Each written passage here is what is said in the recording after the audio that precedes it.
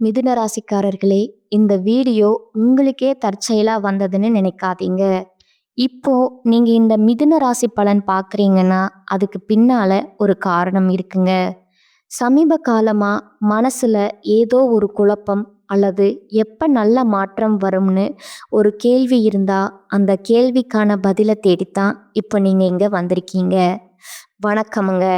இன்னைக்கு நாம மிதுன ராசிக்காரங்களுக்கான ஒரு ஸ்பெஷல் பதிவை பார்க்க போறோம்ங்க.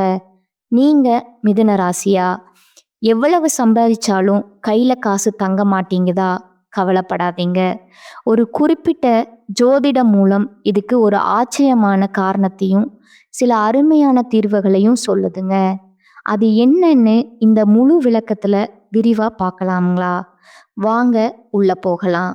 முதல்ல ஒரு கேள்விங்க. நீங்க மிதுன ராசியா? பணத்தை சேமிக்கிறதுல ரொம்பவே கஷ்டப்படுறீங்களா? நீங்க மட்டும் இல்ல, நிறைய மிதுன ராசிக்காரங்க இந்த பிரச்சனையில தான் இருக்காங்கங்க. இதுக்கு உண்மையான ஆணிவேர் என்னவா இருக்கும்னு நாம இன்னைக்கு பார்க்க போறோம்ங்க.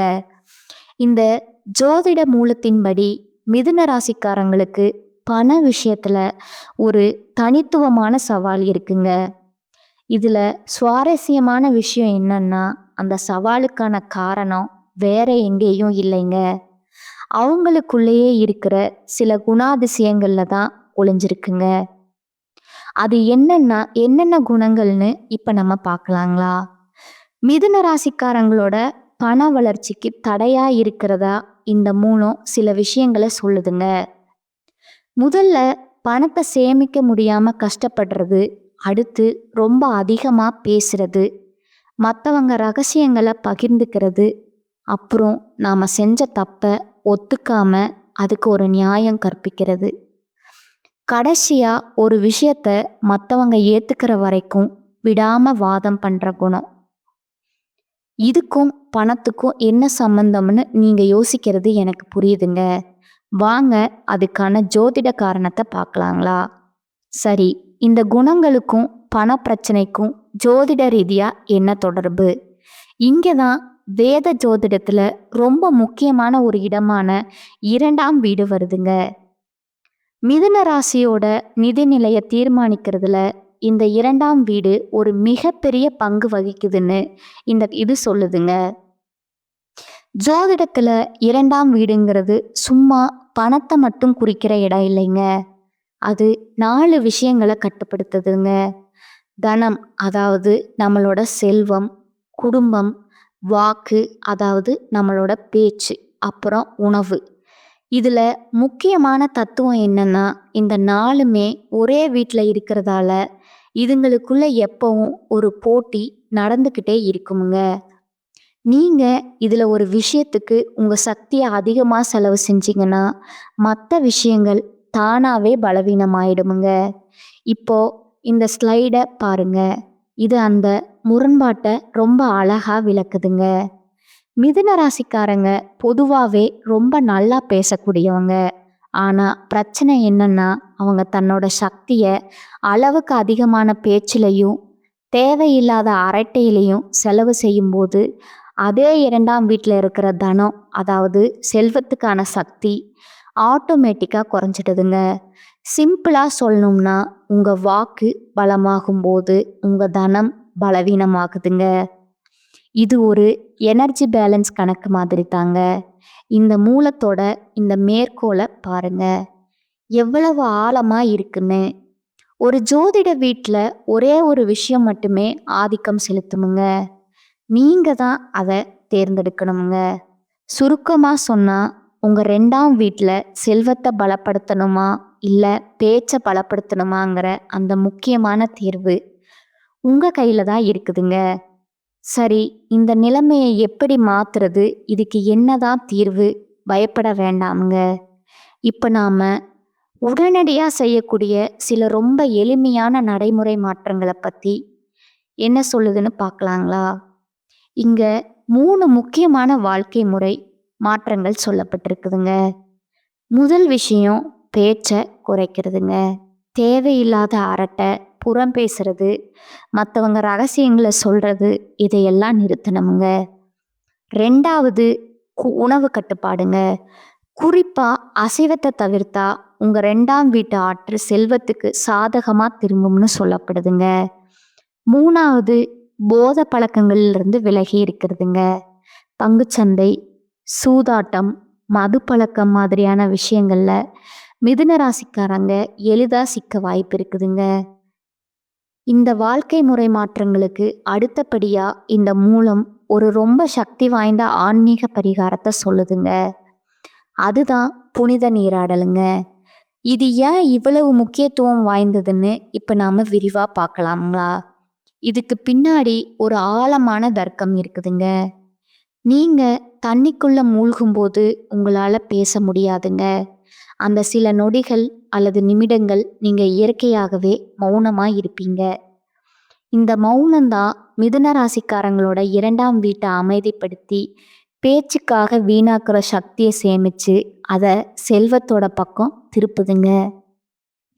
அதனால நீராடலோட உண்மையான நோக்கம் உடலை சுத்தம் பண்றதை விட வாக்க கட்டுப்படுத்துறதாங்க.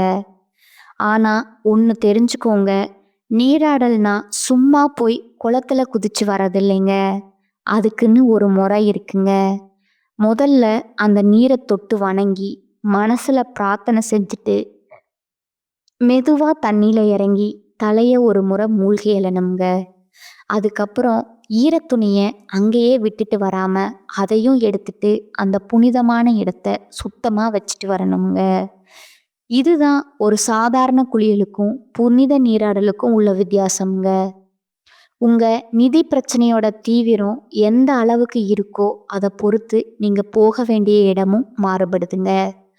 ஒரு பொதுவான முன்னேற்றம் வேணும்னு நினைக்கிறவங்க உங்க ஊர்ல இருக்கிற கோயில் குளத்துல நீராடினாலே போதுங்க. வாழ்க்கையில ஒரு பெரிய திருப்பு முனை, ஒரு குறிப்பிடத்தக்க முன்னேற்றம் வேணும்னு நினைக்கிறவங்க ராமேஸ்வரம் போய் அங்க இருக்கிற 22 நாழி கிணறுகள்ல நீராடலாம்ங்க. ரொம்பவே கடுமையான நிதி நெருக்கடியில சிக்கி தவிக்கிறவங்க காசிக்கு போறது ஒரு நிரந்தர தீர்வு தரும்னு இந்த மூலம் வழிகாட்டுதுங்க. குறிப்பா நீங்க ராமேஸ்வரம் போகலாம்னு ஒரு முடிவை செஞ்சா ஒரு முக்கியமான விஷயத்த ஞாபகம் வச்சுக்கோங்க. நீங்க என்னைக்கு நீராடுறீங்களோ அந்த தேதியை நல்லா குறிச்சு வச்சுக்கோங்க. அந்த தேதியில இருந்து சரியா ஒரு வருஷத்துக்குள்ள உங்க வாழ்க்கையில ஒரு பெரிய நிதி முன்னேற்றத்தை நீங்க கண்கூடா பார்ப்பீங்கன்னு இந்த மூலம் ஒரு காலக்கெடுவே சொல்லுதுங்க. சரி, இப்ப பரிகாரம் எல்லாம் செஞ்சு பணம் வர ஆரம்பிச்சிருதுன்னு வச்சுக்கலாம். ஆனா வந்த பணம் கையில நிக்கணுமே, அதை எப்படி தக்க வச்சுக்கிறது? இதுக்கும் ஒரு அருமையான பரிகாரம் சொல்லப்பட்டிருக்குங்க. வாங்க பார்க்கலாம். இந்த பரிகாரம் கொஞ்சம் வித்தியாசமானதுங்க. நீங்க செய்ய வேண்டியது என்னன்னா, காற்றை கொடுக்கிற மின்விசிறி, ஏர் கூலர் மாதிரி பொருட்களை வாங்கி கோயில்கள், ஆதரவற்றோர் இல்லங்கள், ஆசிரமங்கள் மாதிரி இடங்களுக்கு தானம் செய்யணுமுங்க. அந்த பொருளை வாங்கினா ரசீதை பத்திரமா வச்சுக்கணுமுங்க. ஆனா இதுல ரொம்ப ரொம்ப முக்கியமான ஒரு நிபந்தனை இருக்குதுங்க. நீங்க வீடு கட்டும்போது உங்க பக்கத்து வீட்டுக்கான காற்றோட்டத்தை எந்த காரணத்துக்காகவும் தடுக்கக்கூடாதுங்க. நீங்க ஒரு பக்கம் காத்து வர தானம் செஞ்சுட்டு இன்னொரு பக்கம் அடுத்தவங்க காத்தை தடுத்தா இந்த பரிகாரத்துல எந்த பலனும் கிடைக்காதுங்க. மிதுன ராசிக்காரங்களோட முன்னேற்றத்திற்கான பாதை உண்மையில எங்க தொடங்குது? நாம பார்த்த எல்லா விஷயங்களையும் திரும்ப திரும்ப வர ஒரு பொதுவான விஷயம் என்னன்னு கவனிச்சிங்களா? அதுதான் வாக்குங்க. அதாவது பேச்சு. மிதுன ராசிக்காரங்களோட நிதி வெற்றிக்கும் தோல்விக்கும் அவங்களோட நாக்கு தான் மிக முக்கியமான காரணமுங்க. நீங்க உங்க வார்த்தைகளை எப்படி கவனமா பயன்படுத்துறீங்கிறது தான் உங்க செல்வத்தை தீர்மானிக்குதுங்க. இறுதியா உங்களை ஆழமா சிந்திக்க வைக்கிற ஒரு கேள்வியோட இந்த பதிவை நான் முடிக்கிறேங்க.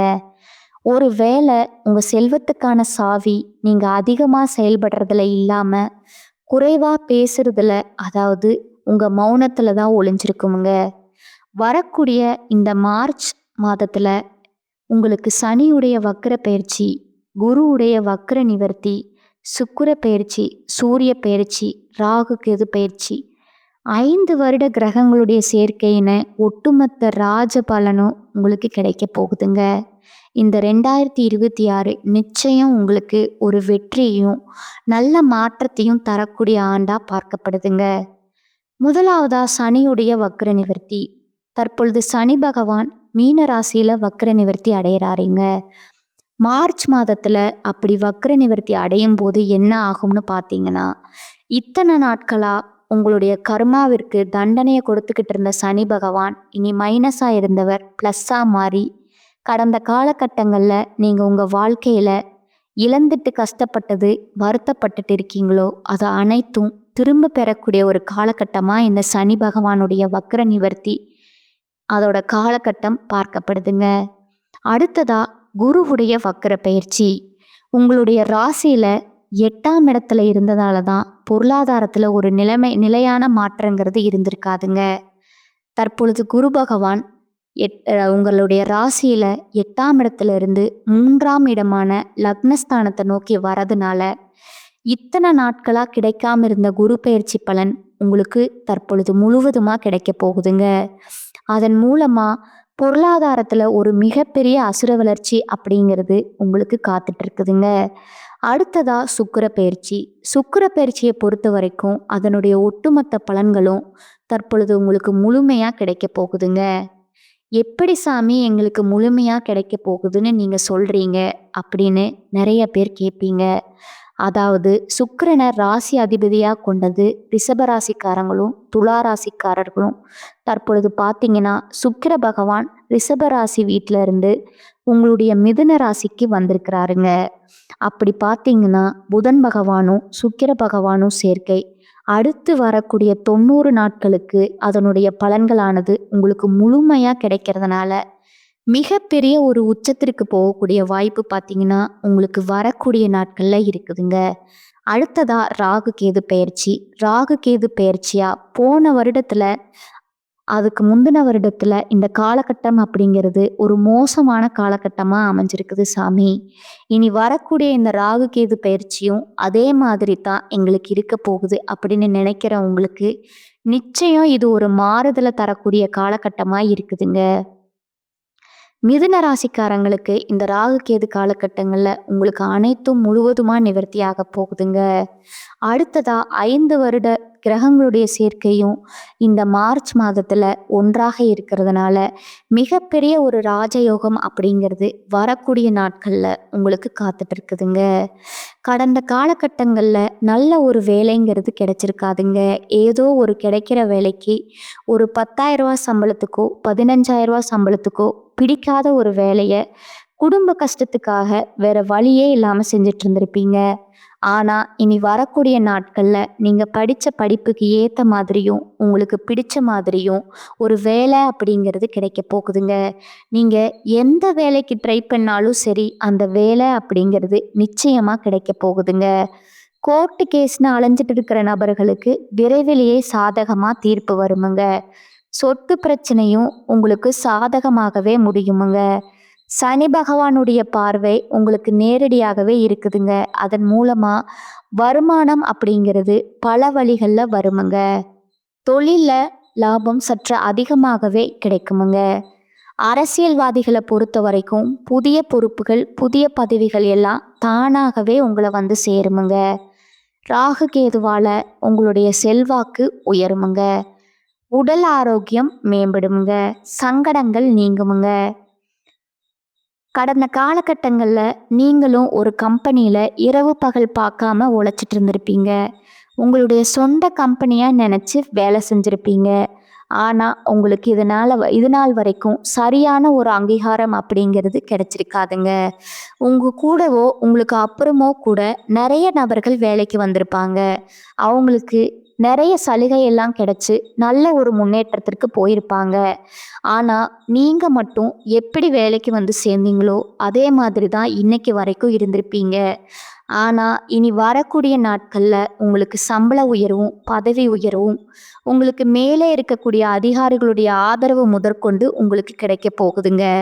உங்கள் வார்த்தைக்கு மதிப்பும் மரியாதையும் கிடைக்க போகுதுங்க. அந்தஸ்தில் நீங்கள் எதிர்பார்த்த உயர்வுக்கு போக போகிறீங்க. இனி நினச்சது எல்லாமே நடக்குமுங்க. தொழில் வியாபார தடைகள் அனைத்தும் விலகுமுங்க. வரவேண்டிய பணம் விரைவில் கைக்கு வந்து சேருமுங்க. குடும்பத்தில் நெருக்கடிகள் விலகுமுங்க. வெளிநாட்டு முயற்சிகள் வெற்றியை தருமுங்க. தெய்வ சிந்தனை அதிகமாகுமுங்க. பெரியோர்களோட உதவிகள் தக்க சமயத்துல கிடைக்குமுங்க. புதிய நண்பர்கள் உங்களுக்கு உதவி செய்வாங்க. கடந்த காலகட்டங்கள்ல திருமண நிலை அப்படிங்கிறது பார்த்தீங்கன்னா, உங்களுக்கு நிறைய பிரச்சனையும், சிக்கலுமே பெரும்பாலும் சந்திச்சிருப்பீங்க. இனி வரக்கூடிய நாட்கள்ல அந்த பிரச்சனையெல்லாம் முடிந்து திருமண வாழ்க்கைக்குள்ள அடியெடுத்து நீங்க வைக்க போறீங்கங்க. அடுத்ததா வாழ்க்கை துணையை இழந்த மிதுன ராசி ஆண்களோ பெண்களோ 2வது திருமணம், அதாவது செகண்ட் மேரேஜ் பண்ணலாமா வேண்டாமா அப்படிங்கிற மிகப்பெரிய குழப்பத்தில் இருப்பீங்க. அப்படி 2வது திருமணம் பண்ணும்போது சொந்தக்காரங்க தப்பாக பேசிடுவாங்களோ, ஊர்க்காரங்க தப்பாக நினச்சிருவாங்களோ அப்படின்னு நீங்கள் நினச்சி யோசிக்காமல் இருப்பீங்க.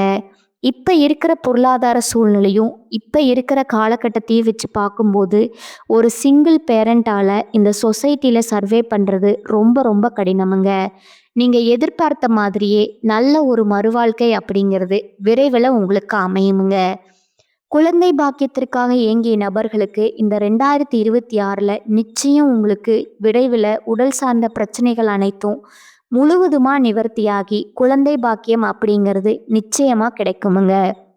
இந்த 2026 ஒரு வெற்றியை தரக்கூடிய ஆண்டா பார்க்கப்படுதுங்க. அடுத்ததா பார்த்தீங்கன்னா உங்களோட நட்சத்திர பலன்களை பார்க்கலாங்களா? முதலாவதா மிருகசீரிசம் 3 மற்றும் 4ஆம் பாதங்கள். குடும்பத்துல உறவினர்கள் வருகை இருக்குமுங்க. கணவன் மனைவிக்கிடையே மகிழ்ச்சி நீடிக்கும். பிள்ளைகள் முன்னேற்றத்துல அக்கறை காட்டுவீங்க. தந்தையோட உடல் நலத்துல கவனம் தேவைங்க. ஆடை ஆபரணம் வாங்குவீர்கள். எடுத்த காரியம் நல்லபடியா முடிய வேண்டுங்கிற மனக்கவலை ஏற்படுமுங்க. புதிய வாய்ப்புகள் தேடி வருமுங்க. கிடைக்கும் வாய்ப்பினை பயன்படுத்தி கொள்ளுவது புத்திசாலித்தனமுங்க. 2வதா திருவாதிரை நட்சத்திரக்காரங்க. உடனிருப்பவர்களை ஆலோசித்து காரியங்களை முன்னெடுப்பது உங்கள் வெற்றிக்கு தடை வராமல் காக்குங்க. அரசியல் துறையினருக்கு சாதகமான காலகட்டமாக இருந்தாலும் புத்தி கூர்மையுடன் செயல்களை ஆராய்ந்து செய்வது நன்மை பயக்குமுங்க. மேலிடத்திற்கும் உங்களுக்கும் தேவையற்ற வாக்குவாதம் வரலாமுங்க. 3வதா புனர்பூசம் 1, 2, 3ஆம் பாதங்கள். மாணவர்களுக்கு கல்வியில் இருந்த சிக்கல்கள் தீருமுங்க. ஆசிரியர்களின் ஆலோசனை கூடுதல் மதிப்பெண் பெற உதவுமுங்க. வாழ்வில் வளம் பெருகுமுங்க. குடும்ப ஒற்றுமை உண்டாகுமுங்க. தொலைநோக்கு சிந்தனையுடன் புதிய கருத்துகளுக்கு மதிப்பளிப்பீர்கள். நீங்க எடுத்த காரியத்தை நிதானமா செய்து முடிப்பீர்கள். எதையும் சாதிக்கும் திறமை உண்டாகுமுங்க. உங்களுக்கான பரிகாரம் பார்த்தீங்கன்னா நரசிம்ம பெருமாளை வணங்குவது உங்களுக்கு நன்மையை தருமுங்க. இந்த சேனல் உங்களுக்கு பிடிச்சிருந்தா லைக் பண்ணிக்கோங்க, ஷேர் பண்ணிக்கோங்க. வாழ்க வளமுடன். நன்றி, வணக்கம்.